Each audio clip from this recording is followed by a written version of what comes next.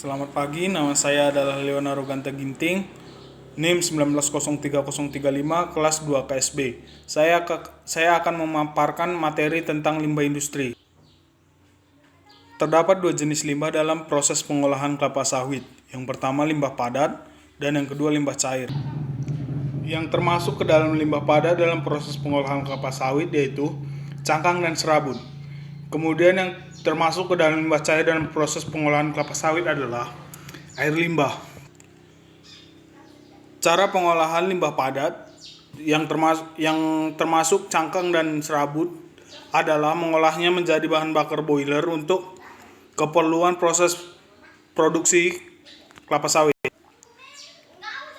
Kemudian proses pengolahan limbah cair dalam sebuah pabrik atau perusahaan kelapa sawit harus memiliki IPAL atau instalasi pengolahan air limbah, yaitu struktur yang dirancang untuk membuat limbah biologis dan kimia dari air sehingga memungkinkan air tersebut bisa digunakan kembali pada aktivitas lainnya.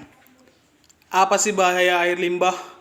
Bahaya air limbah yaitu yang pertama dapat merusak ekosistem, kedua membahayakan kesehatan makhluk hidup, dan ketiga mengurangi ketersediaan air layak konsumsi. Kemudian bagaimanakah metode pengolahan air limbah? Ada 3 metode dalam pengolahan air limbah antara lain. Yang pertama fisika, menghilangkan kotoran yang berukuran lebih besar dengan screening, filtrasi, dan sedimentasi. Kedua ada biologi, menghilangkan kotoran dengan bantuan mikroorganisme. Contohnya activated sludge atau lumpur aktif. Kemudian yang ketiga dengan metode kimia, yaitu menghilangkan kotoran dengan cara menambahkan bahan kimia dalam prosesnya. Terdapat proses netralisasi, koagulasi, dan flokulasi dan absorpsi. Langkah-langkah pengolahan air limbah. Yang pertama, secara premier, tujuannya untuk menyaring atau memfilter limbah padat dengan metode filtrasi dan sedimentasi. Yang kedua, secara sekunder, tujuannya untuk menghilangkan BOD, kebutuhan oksigen terlarut yang dibutuhkan mikroorganisme untuk menguraikan senyawa organik dengan metode oksidasi. Yang ketiga secara tersier, tujuannya untuk mendapatkan air bersih setelah melewati proses primer dan sekunder. Metodenya dengan cara menghilangkan senyawa organik yang beracun, logam berat, dan bakteri dengan cara klorinasi atau dengan menambahkan klorin. Kemudian dalam pengolahan air limbah terdapat istilah BOD atau Biological Oxygen Demand, yaitu suatu karakteristik yang menunjukkan jumlah oksigen yang terlarut yang diperlukan mikroorganisme untuk mengurai atau mendekomposisi bahan organik dalam kondisi aerobik. BOD dapat juga diartikan sebagai gambaran jumlah bahan organik mudah terurai yang ada di perairan. Yang kedua ada COD atau Chemical Oxygen Demand.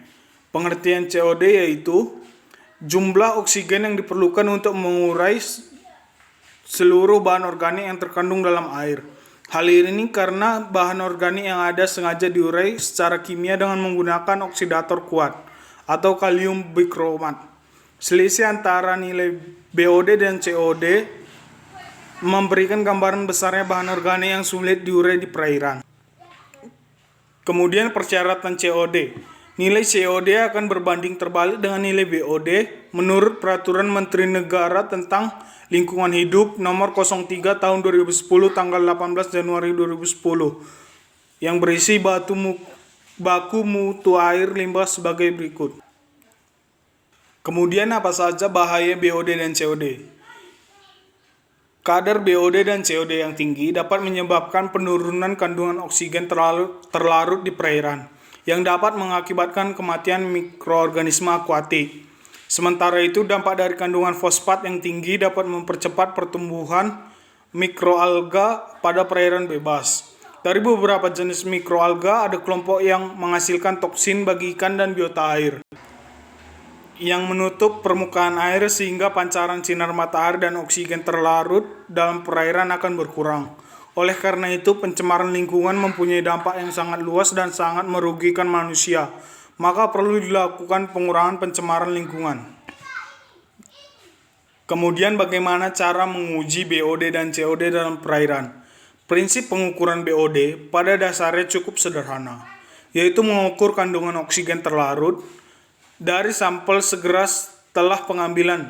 Contoh, kemudian mengukur kandungan oksigen terlarut pada sampel yang telah diinkubasi selama 5 hari pada kondisi gelap dan suhu tetap 20 derajat Celcius yang sering disebut DO5.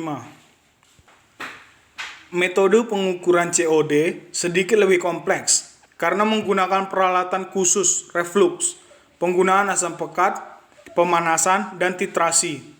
Peralatan reflux diperlukan untuk menghindari berkurangnya air sampel karena pemanasan. Pada prinsipnya, pengukuran COD adalah penambahan sejumlah tertentu kalium bikromat atau K2Cr2O7 sebagai oksidator pada sampel dengan volume diketahui yang telah ditambahkan asam pekat dan katalis perak sulfat, kemudian dipanaskan selama beberapa waktu. Selanjutnya, kelebihan kalium bikromat ditera dengan cara titrasi. Sana pun tekan gua bi.